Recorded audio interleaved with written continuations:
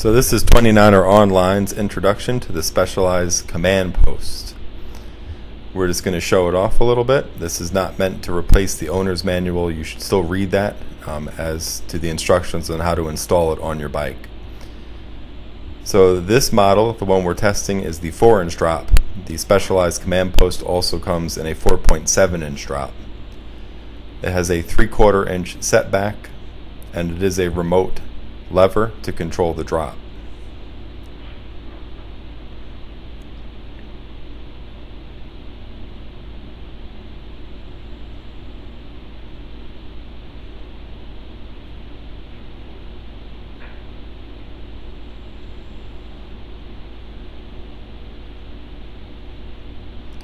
The length of the 4-inch drop seat post is 380 millimeters.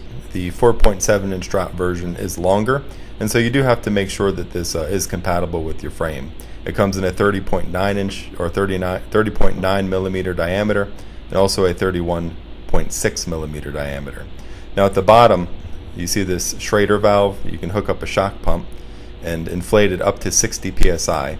And this controls the rate at which the saddle extends back to its original position. So if you slam the seat post down, or you're using the cruiser mode, which is a 1-inch drop, you hit the remote lever. That controls how fast the saddle extends back.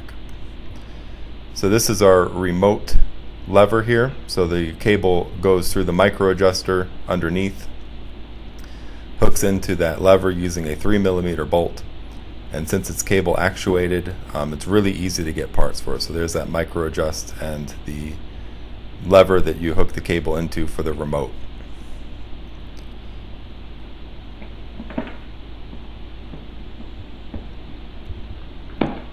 So this is our saddle clamp assembly. You notice the arrow on the bolt and arrow on the clamp.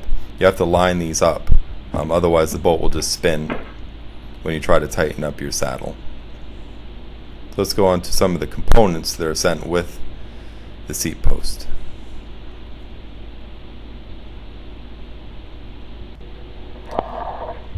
So here's everything that comes with these specialized command posts. The only thing you don't see is the manual on how to install it and some of its features. And again, read that manual. So right here, this is just a standard derailleur and housing. You can get these cables for about $3 at a bicycle retailer. And the housing is usually about $3 a foot, so it's inexpensive and very easy to use. It's clean, there's no bleeding or hydraulics. This little rubber thing, we still haven't figured out what it does, but we'll let you know when we find out. To the right is a noodle or a cable guide. Here is the remote lever, and it clamps in two ways. It can either clamp directly to a specialized grip, or by using the shim, you can clamp it directly to your handlebars. So here's the seat clamp assembly. You see here again, you have to align the arrows, and it seats into the seat clamp assembly, and it allows the bolt not to spin. This is the rail clamp. It inserts into the post like this. You do need to grease these and keep them greased on both sides. And here's our blue Loctited bolt, which also has to line up with the arrow as indicated on the clamp.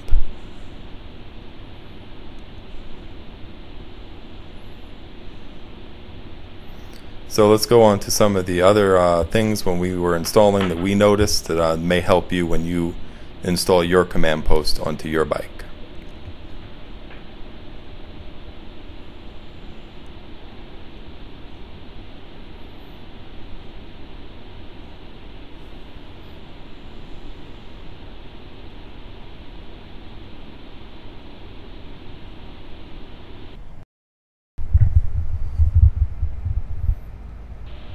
So here's a couple of things that we noticed when we were installing the specialized remote to the specialized grip.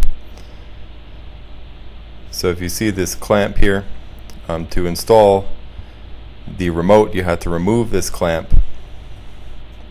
This is a left-handed mount. It won't work on the right-handed side of the specialized grips, if you want to use a remote on the right-hand side rather. So when you remove the grip lock, you'll notice this little flange at the bottom of the grip. You have to line these up properly, so don't just barely loosen the bolt and then pull it away. Take the time to completely remove the bolt before you remove the clamp. Yes, we did learn the hard way. So now this clamp, if you don't put it on properly, the bolt with a 3mm head just won't thread in. They don't line up right, and so you have to flip it over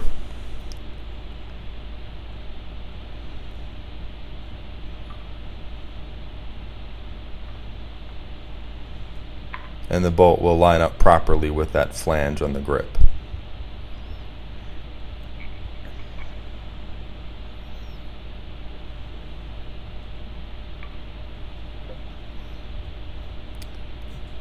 It's actually a really cool setup, and it's really easy to use on the trail. Makes a lot of sense. I was a little worried it would get in the way, but it doesn't. It stays out of the way. It's really easy to access while you're riding, so really like this clamp setup.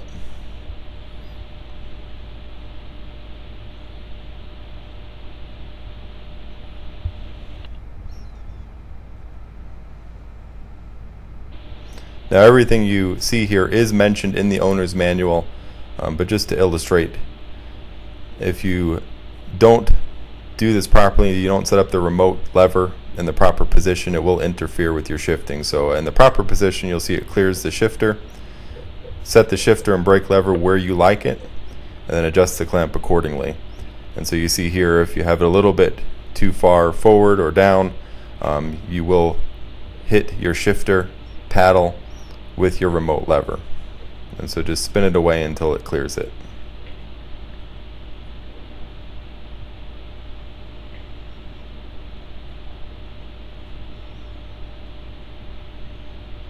Then lock it down with your 3mm Allen head wrench.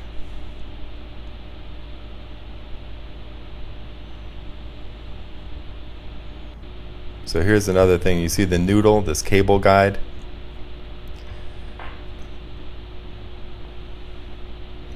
The way that it inserts into the remote lever.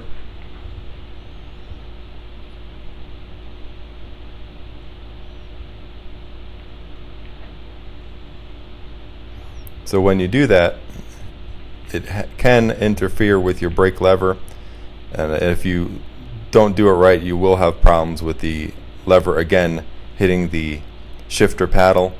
And so just twist the noodle until your remote lever clears the paddle. We tried to make it as straight as we possibly could, but realistically it's not going to lay flat, and it's really no big deal as far as installing it on the post that way.